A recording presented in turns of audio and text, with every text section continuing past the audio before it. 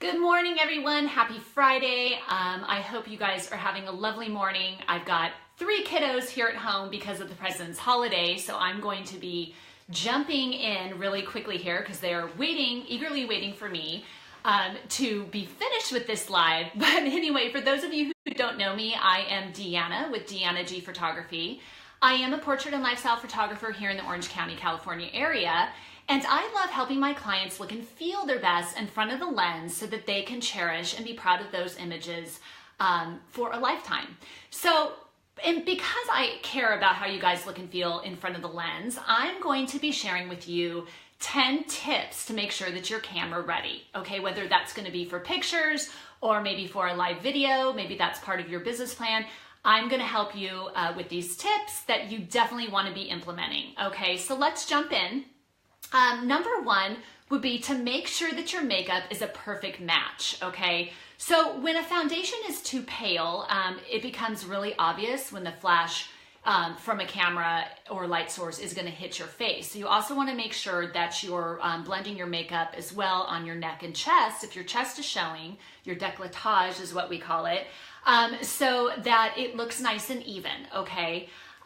Number 2, the eyes have it, right? In any picture, like video, that's what connects us, is our eyes. So you want to definitely make sure that you're playing those assets up.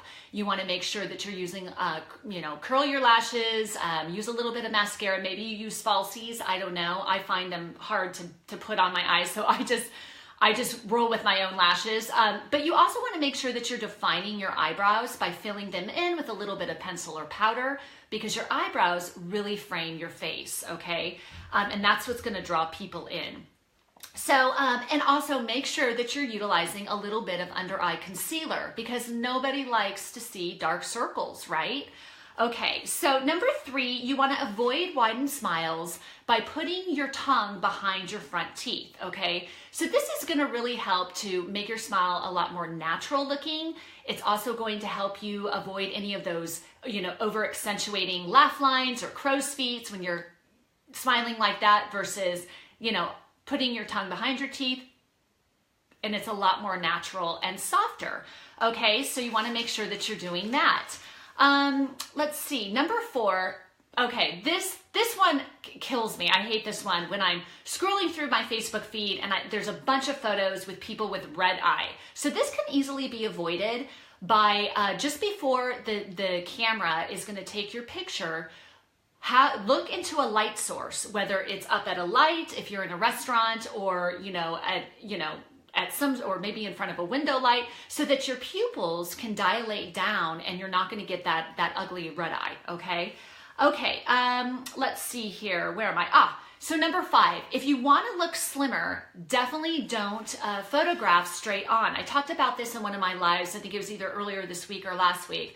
But when you photograph straight on, your shoulders are your widest point, and it's going to make you look wider than you are. So you always want to turn. I call it the 2/3 turn. Maybe put a hand on the hip, or if that feels kind of overposed, just simply put it down by your side and just kind of give a nice smile, angle your head a little bit. It's a lot more flattering than just straight on, a shot, okay?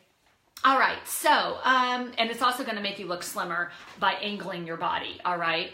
Okay, so number 6 is when you're out and about, this may not be possible, but you always are gonna wanna look for maybe a light or white backdrop, okay? This is gonna allow your camera to be able to meter for the light properly and give a correct white balance. So basically, when you're out and about and you don't have this ability, maybe try to look for an area to take a picture in front of some window light. Otherwise, it can cause a little bit of your skin to end up looking too pink or too yellow. Color casting, when you're behind a colored wall or something, the camera can cause a little bit of that color to cast upon your skin, and it's not always that attractive. So if you can, and if it is possible, you're gonna wanna find a backdrop or a background which is neutral gray or white or something to that effect, okay?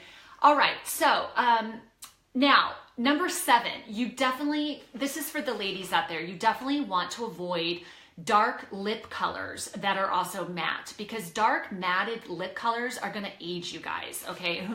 and none of us want to look older than we are, right? So you want to go opt for more of a brighter color, like the one that I'm wearing right now. This is called Honey Rose by Lip Sense. And a couple of live videos back, I talked about Lip Sense. It is like my go-to lip gloss. It stays on all day. And I'm going to go ahead and throw in a little plug here because I love this lipstick, you guys. It's got seriously like 50 or 60 shades. So you're bound to find one that's going to look really nice and it's going to be soft on you. But Lip Sense, it is the best. Like it's all made of natural ingredients. It's made right here in the USA, and it actually is healthy for your lips and helps to keep your lips nicely exfoliated.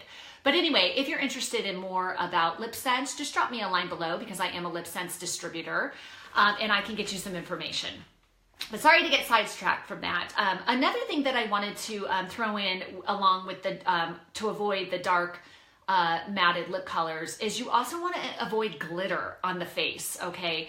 Glitter can tend to play up oilier skin tones, and it's not good. You're going to want to opt for a nice highlighter, like the one that I'm wearing here just above my cheekbones and a little bit on the bridge of my nose. I use one by IT Cosmetics, and I love it. You guys, you can pick this up at Ulta or Sephora.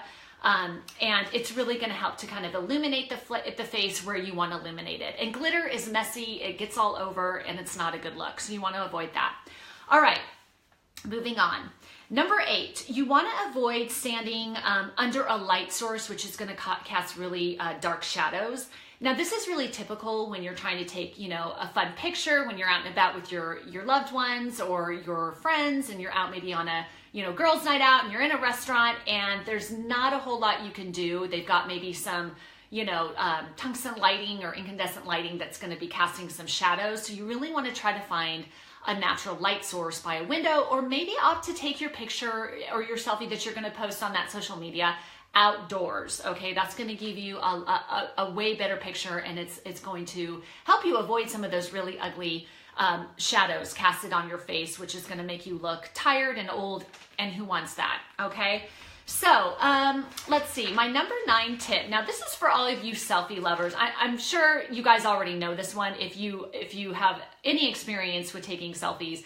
But for those of you who aren't sure, maybe males out there watching, you always want to angle the camera if you're taking a selfie slightly above the eye line and down. It's a lot more flattering, okay? So a little tip too, if you're out with a group of people and you ask somebody, make sure you're asking somebody who's going to be taking that photograph for you, who's going to be taller than the tallest person in your group. Because if they're shorter and they're trying to, you know, go above your eye line and angle down, it's still gonna be taking the picture from above, and you may have some double chin going on. So if you're taller than the photographer, you're going to want to maybe kneel down if you're able to, or you're going to maybe try to opt to be the one that's going to sit, okay? All right, number 10, forget the cheese, okay? This one bugs me. When people are taking pictures, they're like, cheese. It often tends to make you over smile, and it's going to accentuate those crow's feet, or any of those laugh lines. So you definitely want to avoid saying cheese, okay, or any other, you know, quirky statement. Rather, you're going to want to make conversation with the photographer, you know, maybe throw out like, oh, how's your weekend going, you know, and then just smile. It's a lot more natural to, you know, you're going to get a lot more natural expression doing this, you know, maybe banter a little bit with the photographer, joke around. You're going to like the pictures a lot better if you do that than over smiling, okay? Now, a couple of bonus tips that I wanted to throw in there is if you do have an event and you're going to be photographed, maybe it's a wedding you're going to be attending or a baby shower, definitely try to avoid alcohol the night before so that you're not looking, your skin isn't dry and you're not looking puffy, or you don't have dark circles because you didn't get a good night's sleep. So just try to avoid doing that, okay? And have your wine at the event after the photo shoot or the day of. That's fine. That's not going to affect how you look at all.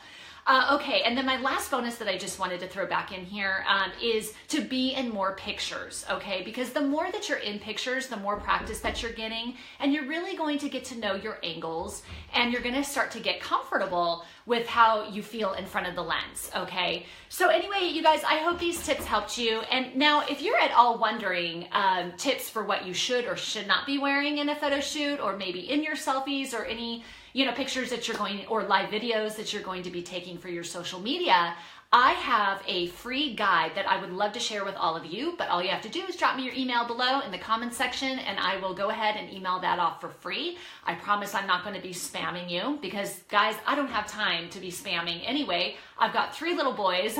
One's actually knocking at my door right now. But anyway, I will... Thanks for joining me, and whether it's here on Facebook Live or in front of my lens, I hope you guys have a great weekend and take care. Thanks for tuning in. Bye.